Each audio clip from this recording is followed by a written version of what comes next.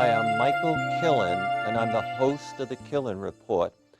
And on this show, I've invited three men who are experts in various aspects of energy, climate, ocean acidification, and they are very helpful to me in helping me make effective TV shows as well as making paintings like behind me. I want to ask them questions that include, now that we have a new president, what progress or how might we be set back in addressing climate change and ocean change? And my guests are Ripu Malhotra, and he is famous for a few reasons. He wrote a book called A Cubic Mile of Oil, and he was, or still is, a fellow from SRI. And this is Bob Greene. He is a PhD in atmospheric physics. Atmospheric physics. So you obviously know something about the atmosphere. And ironically or coincidentally, we worked together when we were young kids at a computer company. And this is Alex Cannara, and he is heavy in the field, like Bob, of nuclear energy and topics such as climate change and ocean acidification. So I would like to ask, and either one of you can take the lead, Trump has removed all the science data about climate change, maybe greenhouse gases, off of the government websites. What does that tell you? Well, I mean, I'll start because I grew up with Trump in New Jersey, New York, New Jersey area. And the first thing you learn is never believe a word he says. And the second thing you learn is that he's really a very good manipulator of other people, particularly if they think that he's going to help them make some money. So I personally don't really claim to know anything about what Trump will actually do that will be bad for the environment, other than things such as reducing regulations. They've already said that, well, we're going to reduce regulations on coal mining refuse, dumped into streams and things like that. But a lot of that comes from who's around him, because there are all sorts of special interests hanging on to all of Trump's appointees, right? So I really don't know what to say about Trump himself in the future, his effect. I do worry about the character and the qualifications of the people he has appointed. Okay, but I also heard, I'll come to you second, I also heard you can't believe anything he says. No, because he just said during the campaign that the Israeli settlements were okay, and then just today he said, well, they're causing trouble for a peace deal. So really, you have to understand Trump. He's always about himself. Okay, and so when we right, say, Donald? and I believe he says things that he knows are not true. Yes. So that means he's a deal maker. He's a deal maker. That means we also have a president who has branded himself as a liar, and who leads. Yeah. And we now have a leader of the greatest country in the world who is a liar. I was wondering, you wanted to say something, thoughts about regulation or what? Well, I think I was also going to mention how he's, removed this regulation against the coal companies of, putting their waste into streams. So that's a very serious water quality issue through many sections of the country. But it's a general trend of pro-fossil fuel. And I think you're going to see a lot more attempts at drilling, a lot more fracking. Gas will be continued to be uncontrolled, and if you know about gas leakage, it's about 30 times worse than CO2 in terms of a greenhouse gas. So this is a huge problem, and we can expect the environment to get worse. We are not going to meet any of the goals that President Obama had set for the country based on this. Yeah, I could add to that, the coal, he's saying about the environmental quality of the rivers and the water, that's part. The other part is, as he deregulates, and he says that goes away from the standard of 54 miles per gallon and he lifts that, which was a very aggressive goal, from 27 to 54 on the way. So does not require auto manufacturers to put out cars that are more fuel efficient. Means there'll be more greenhouse gases and things like that. That part will continue. And yes, overall, the deregulation, the industry, the economics of it are the ones that really drive. And if you remove these regulations, the industry has to be regulated, or else it just is very harmful to for the people around it.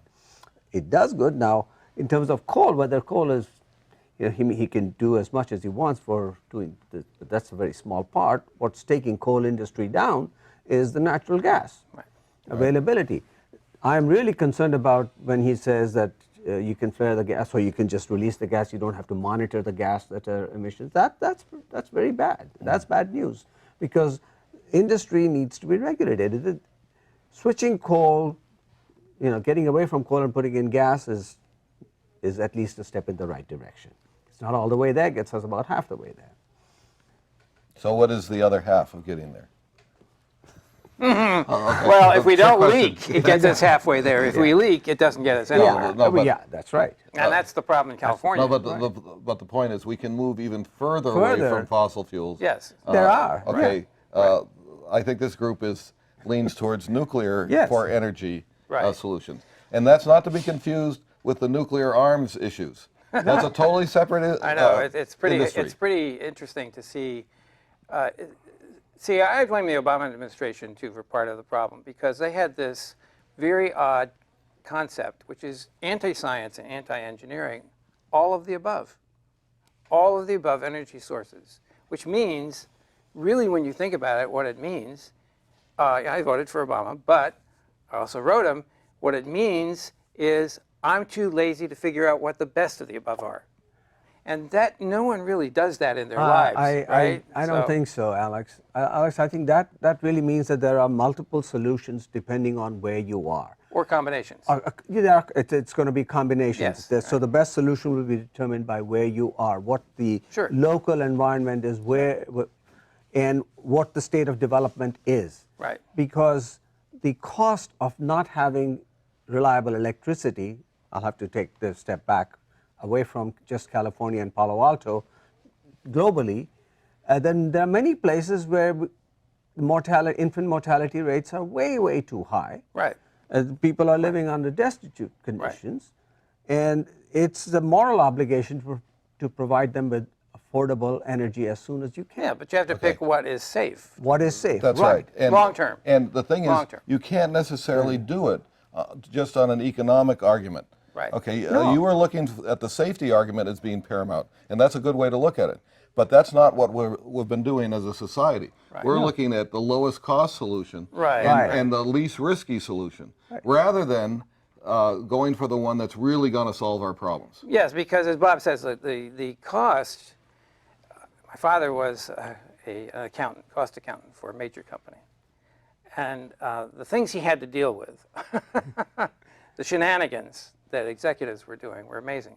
So I learned that cost is something that's a word that means different things to different people, because different people with different agendas will say, this is part of the cost, that's not part of the cost. No, actually, in terms of the environment, it's all part of the cost. For instance, the combustion companies have never had to pay for the oxygen that their products use. Their products are useless without oxygen in the air. And where does the oxygen come from? It comes primarily from the plankton in the sea, which has been going on for 2 billion years or so. So they've never had to pay for that. They've never had to pay for what happens to the carbon that they emit by burning their fuel. So this is all part of the cost. And the health issues. And the health issues, those are, right. So those are more focused. Please don't forget that they're also providing a lot of good. Because in the absence of energy is when you have those terribly horrible living conditions and all that. Right. And so that public good is there also. The health you bemoan, a few thousand deaths from. Right. But the problem but is that we know places where they do have that kind of energy. They burn wood, they burn coal, they send kids in India into coal mines that are just a little hole in the ground, and a lot of kids get killed.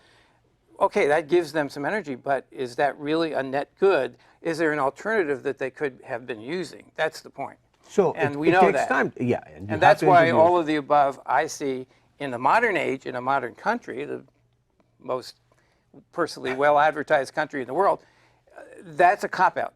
So for here, for the U.S., here the biggest things would be we are a profligate user of energy, and we could use energy much more efficiently. So that would be one of our big ones. Another one would be, well, we can, to the extent that we use coal in this country, we could be cutting that down, finding an alternate solutions as you build up any other sources, and hopefully pure clean if you're.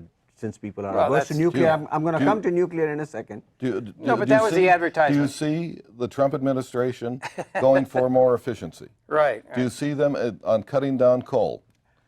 I think But I think they may be willing to go for nuclear. Well, They we may hope be. so. Yeah, Yes, we we hope hope so. so. That's But the again, thing. it's a business thing. You don't It's know. a business thing. Yeah, you don't know.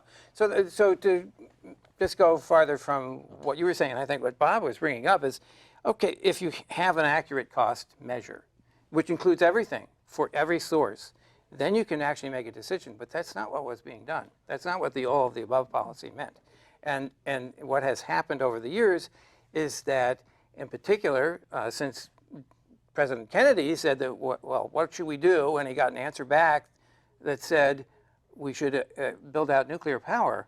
In '62, if we had done that, then we'd be fine pretty much in 2000. We would be there. We'd be pretty well done with the problem. But that's not what happened. Can I take a timeout? Yeah. Sure. Okay. I think what we're generally agreed is this is a big, complicated discussion that will continue to rage in D.C., in Washington, and that Trump will make some arbitrary decisions about how that goes. Okay, so now there's another question is, what do we do?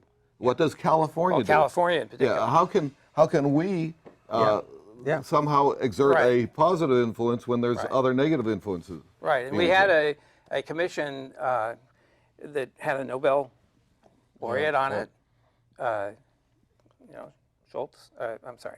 Richter. Bert Richter. In 2011, that's told California what to do. And did the governor listen to it? No. Did the legislature listen to it? No. And basically it said 1/3 renewables, 1/3 nuclear, 1/3 hydro, right? And that was very straightforward, very straightforward. Can I go back to something? I remember Ripu said regulations are important, right? Right. Maybe I'd like, but I don't want an answer.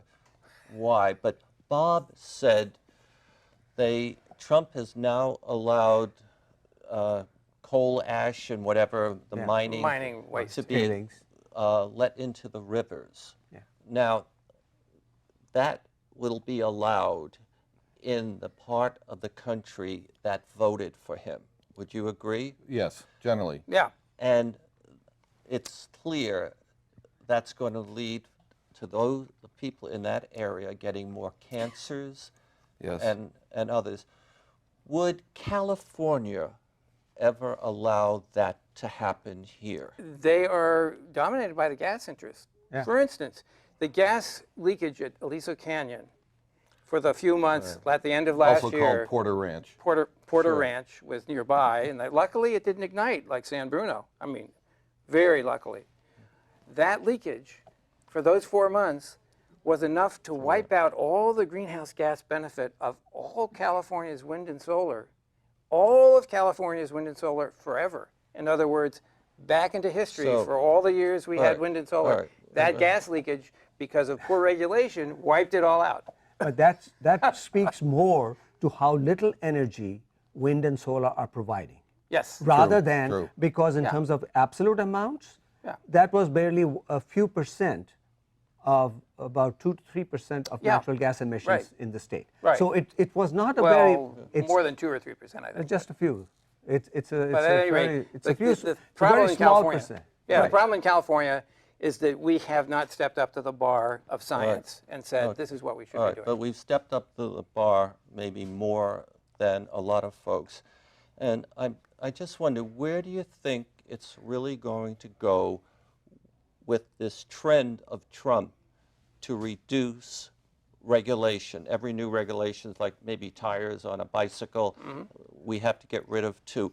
Where do you think, Only one tire. this nation is going to go if we continue to remove the regulations, many of which are protecting our health, our water, Sure. our air? The Bible did that. Many So are, I- but many are, I would suspect, that are kind of superfluous also. I think there are some. I have seen some regulations that work when I was actively working, and I saw how I was being hamstrung by some of the regulations which didn't make sense. I throw in coffee grinds into my dumpster, and some of my other experimental things are no worse, or actually even more benign than that, and I cannot, because I've basically done wood chips and I'm putting them down, and I cannot.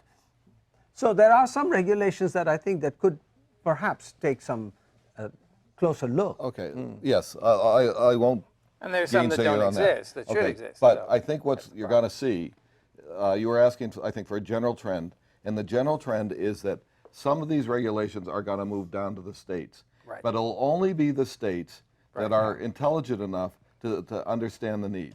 Okay, so California, and can act on that understanding. Right. So there'll be states that'll understand it, but because of the makeup, their legislatures won't be able to do anything. California's in a unique position now because we have a Democratic House and Democratic Senate. And in theory, if we can educate them, there's a good chance that we can right. ameliorate Let- many let- of the mistakes. Right. Having talked to some of our representatives, our state representatives,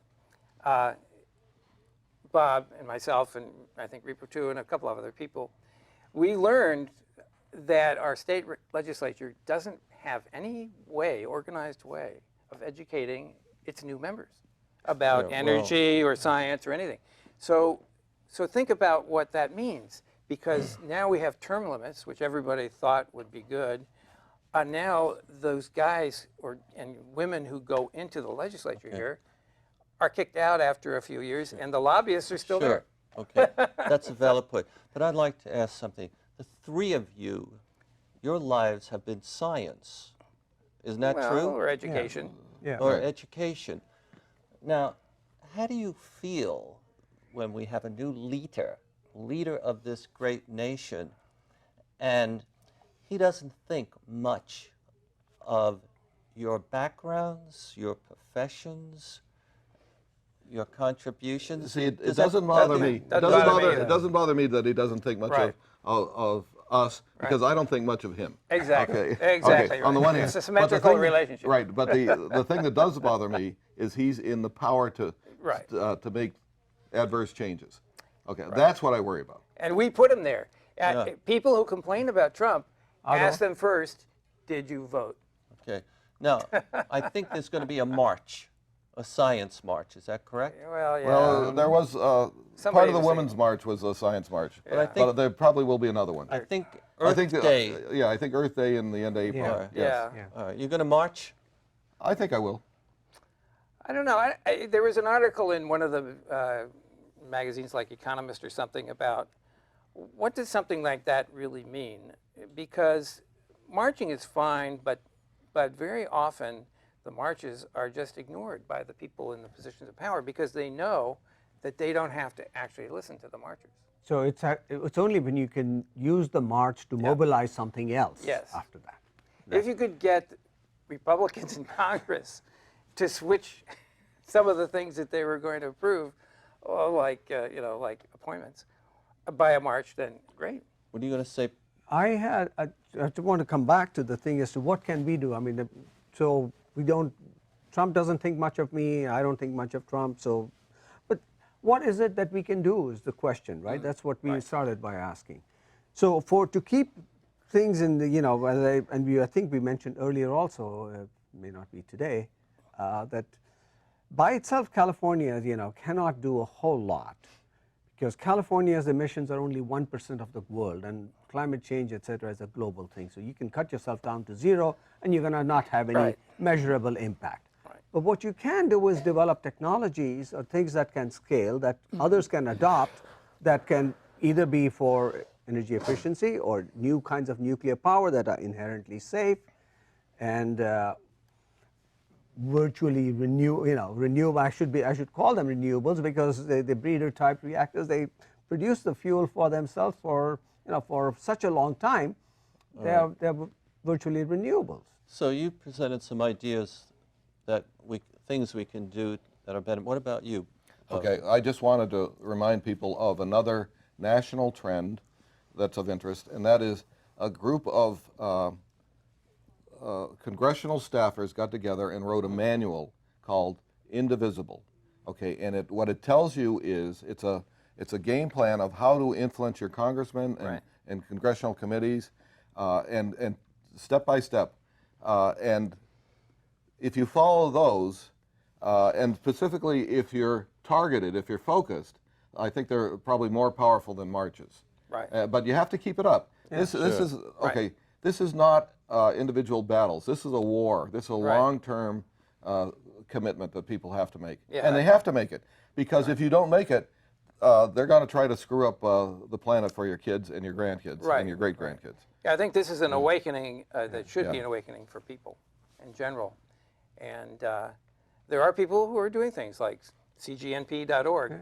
Go to that site, cgnp.org, down in San Luis Obispo, protecting 8% of California's power, which is all 100% clean. And the legislature doesn't recognize it as such because they're anti-nuclear.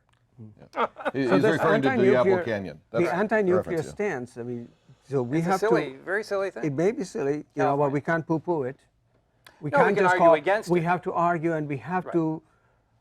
So that strategy of educating the public at large and addressing what their concerns are, and kind of being able to show or bring them to our way of thinking, so that nuclear becomes a little more acceptable. Because of this resistance is why the cost is. So have you seen this article recently where people are saying the only reason they are not going for nuclear is some of them have come around to, okay, yeah, it's not as dangerous, okay, the radiation risk was overblown and all that, but look, it cost you $9 billion. Well, no, but that comes back to the cost thing, and it doesn't include the cost benefits. of the coal or the gas or the fracking leakage or the earthquakes in Oklahoma. So nuclear doesn't do any of that because it's all in the cost that you see. Everything is there, including decommissioning. Yeah. Does a coal plant have a decommissioning fund? No. Does a gas plant have? Do the fracked fields? Only nuclear has. Only nuclear has it. So all the cost is in nuclear, and very little of it is in the competitive. I have a question. I've been out giving speeches every now and then, and I mention nuclear, not to the extent that you gentlemen do. And the audience always brings up nuclear waste. And both of you men were kind to perform an analysis for me on how much area or volume is needed for nuclear waste from making power. Okay. And it was one football field about 5 feet high. 9 feet high. 9 feet high. But One football field. But how much area or volume is needed if we put all the waste together generated in the United States making bombs? How much? What do you mean? Okay, I don't know that we have enough data to for us to do that calculation. All right. So here's what happened. We don't have enough time, but also. But it's very, very little because the point of nuclear power is you're harnessing the most powerful source of energy in the world. Not power, but making bombs. But this is also mixed up with other types of toxic waste. Right. Okay. And there are some places in the country where they have toxic waste and they just assume it's nuclear, and it's not. It's generally chemical. Right. If you look at Hanford, for instance, people will bring that up, but that's a weapons facility, and that's petrochemical waste primarily. It's got some radioactive material in it, but the stuff they use to dissolve it is like kerosene and so forth. Okay, I think we're running out. We don't have too much time, and I know you said something positive and others about what we can do having a president, an administration that is going the way it's going, which is very, very scary. I make more TV shows, and I invite more gentlemen like you that have knowledge and wisdom that's important, and that's all I can do, and make these kind of things. Okay, I would recommend to your viewers and listeners, okay, to do what you're doing, and that's to get off your sofa Right. and do something. Go do something. Okay, don't just sit around and complain about it. Right. This is all hands on deck exercise. Right. Okay, you cannot be a participant in this. You got to be Right. Excuse me, you have to be a participant. You have to be. Okay. Yeah. So now I've agreed to, I've just made some shows in Marin County, California, and I'm going to make some over in Santa Cruz. But I would also like to take your invitation up and go down to St. Louis Obispo, San Luis. San Luis San Luis Obispo, Yeah. and We'll turn you into a Spaniard yet. Yeah. Yeah, Yeah. yeah. we'll make you Spanish. They'd be very happy. CGNP.org. If I'm assumed to be Spanish, you know, I might pass for Mexican, Oh, and that would be another reason Well, to you're out. get me They kicked kick you out of the out. country. You can't come back if you go down to San All right. Luis You've Obispo. got 30 seconds. So, Ripu, thank you very much. And Bob Greene, thank you very much. And Alex, and would one of you like to say goodnight or goodbye to our TV audience? Yeah. We'll all say good night. Yeah. Good night. Goodbye. Good night. Thank you for night. paying attention. And remember what And- FDR said. And get up off the sofa and do something. Right. FDR said democracy depends on education. It's that simple. Yes. Yep. Get So- educated.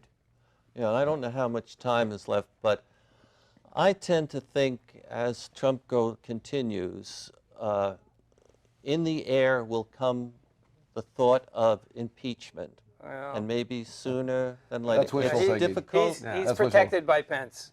Pence is a brick wall. And the Republican Congress is not going to impeach a Republican president. You may be right, but that Trump is doing a lot of wild, dangerous things. Well, it's a He people holds around. a